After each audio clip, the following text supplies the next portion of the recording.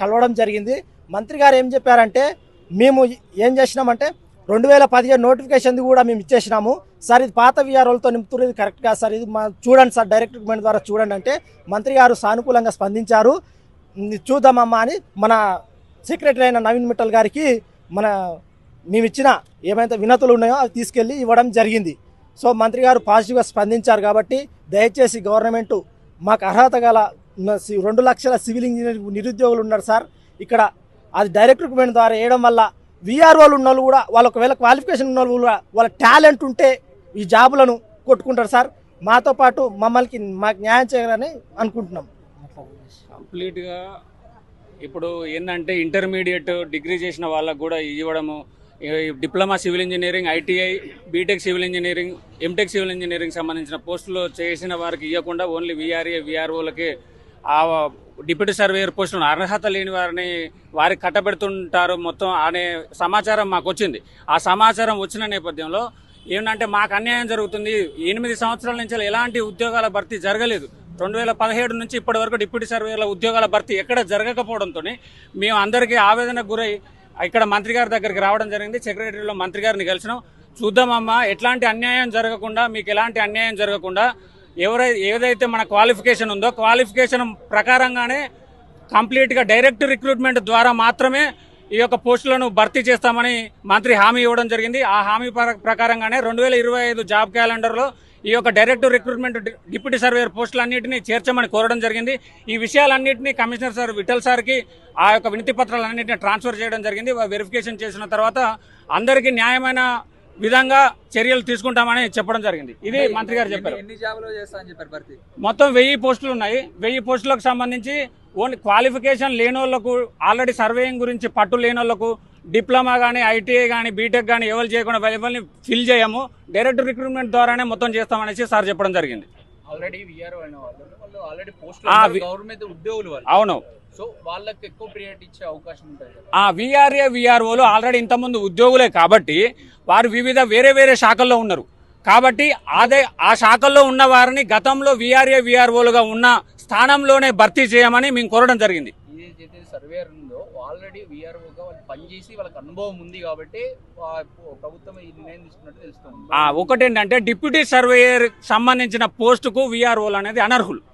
Deputy surveyor పోస్టుకు as per 2017 notification of the TSPSC at that time, only the who are eligible ITI candidates with the survey as a one subject, and also the diploma in civil engineering and BTech in civil engineering and the MTech in different categories of civil engineering branches. So only intermediate and 10th class students are not eligible for the deputy surveyor. They are only eligible for the candidate for the VRO and VRO posts only. అంటే ఇక్కడ వాళ్ళు కొత్త notification ఇచ్చి ఏం recruitment చేసుకుంటారు, ప్రభుత్వమే సర్దుబాటు చేసుకుంటుంది. సర్దుబాటు చేస్తుంది. అది మళ్ళీ వీఆర్ఓ వీఆర్ఏలు ఇప్పుడు మొత్తం 12,000కు పైగా గ్రామాలు ఉన్నాయి తెలంగాణ రాష్ట్రం మొత్తంలో. ఆ 12,000కు పైగా ఉన్న గ్రామాల్లో ఇంతకు ముందున్న ఏదైతే ఉద్యోగులు ఉన్నారో వాళ్ళనే వాళ్ళకు ఫిల్ చేసి డైరెక్ట్ రిక్రూట్మెంట్ ద్వారానే ఈ యొక్క డిప్యూటీ సర్వేయర్లను ఫిల్ చేయమని కోరినాం. సార్ కూడా సానుకూలంగా స్పందించిండు. 100% న్యాయమైన డిమాండ్ను న్యాయంగానే పరిష్కరిస్తాం, ఎలాంటి ఇబ్బందులు చేకూర్చామని సార్ మాకు హామీ ఇవ్వడం జరిగింది. మీరు సివిల్ ఇంజనీరింగ్ స్టూడెంట్స్ పోయినప్పుడే వీఆర్ఓలను పెట్టుకుని ఫిల్ చేస్తామని చెప్పారు కదా. అవును, మంత్రి అయితే చెప్పండి. మంత్రి గారు మేము ఫస్ట్ వెళ్ళినప్పుడు చూశారు, అప్పుడు సానుకూలంగా స్పందించలేరు. తర్వాత తనే ఒక ఆలోచనకు వచ్చినట్టు మాకు అనిపిస్తుంది. దీని ద్వారా మాకు కూడా సానుకూలంగా స్పందించారు. డైరెక్ట్ రిక్రూట్మెంట్ ద్వారా ఈ 1000 సర్వేయర్లు ఏవైతే ఉన్నాయో వాటిని ఫిలప్ చేస్తామని చెప్పారు. ఎందుకంటే మేము అడిగే రిక్వెస్ట్ ఏంటంటే వీఆర్ఓ వీఆర్ఏలు అనేటివి జనరల్ రిక్రూట్మెంట్ సార్, సర్వేయర్ అనేది టెక్నికల్ రిక్రూట్మెంట్. దీనికి ఎగ్జామ్ వేరే ఉంటుంది, దీనికి ఎగ్జామ్ వేరే ఉంటుంది, దీని ప్రమోషన్ వేరే ఉంటుంది, దీని ప్రమోషన్ వేరే ఉంటుంది. ఒక వ్యవస్థను తీసుకొచ్చి ఇంకో వ్యవస్థలో ప్రమోషన్స్ ఇవ్వడం ఇది ఒక నిబంధనలకు విరుద్ధమని మేము ఇంకోటి ఏంటంటే వీఆర్ఓ వీఆర్ఏ ఇంటర్ డిగ్రీ అర్హత. ఇది మన సర్వేయర్ ఏంది ఐటీఐ సివిల్, మన inter vocational civil, BTech civil, diploma civil, వీళ్ళందరూ ఎలిజిబుల్ కాబట్టి వీళ్ళు కంప్లీట్గా టెక్నికల్ నాలెడ్జ్ థియరటికల్గా ప్రాక్టికల్గా విత్ ఎక్విప్మెంట్స్ నువ్వు ఒక్క మెజర్మెంట్ తప్పు పోకుండా చేయగల సబ్జెక్ట్ వీళ్ళతో ఉంటుంది. కాబట్టి మేము రిక్వెస్ట్ చేయడం జరిగింది. మంత్రి గారు దానికి సానుకూలంగా స్పందించి డైరెక్ట్ రిక్రూట్మెంట్ ద్వారా భర్తీ చేశారని హామీ ఇచ్చారు. వచ్చే సంవత్సరం వచ్చే ఈ యొక్క 2025 నోటిఫికేషన్ ఆ యొక్క జాబ్ క్యాలెండర్లో ఈ డిప్యూటీ సర్వేయర్ పోస్టులన్నింటినీ మంత్రి గారు చేర్చుతామనేసి మాకు హామీ ఇవ్వడం జరిగింది. అందువల్ల మేము ఇదే విధంగా ఉన్నాం. ఒకవేళ అన్యాయం జరిగితే మాత్రం తర్వాత మళ్ళీ ఉద్యమిస్తాం. ప్రస్తుతానికైతే మంత్రి హామీ ఇచ్చారు. 100% న్యాయంగానే ముందుకు పోతాం. ఎవరికి సివిల్ ఇంజనీర్లకు కానీ వేరే ఎవరికి నష్టం చేకూర్చాం. వీఆర్ఏవిలో ఇంటర్మీడియట్ వాళ్ళకి తెలియని వాళ్ళకి ఇవ్వమని మంత్రి హామీ ఇవ్వడం జరిగింది. మంత్రి ఇచ్చిన హామీ మేరకు ప్రస్తుతానికైతే విరమిస్తున్నాం.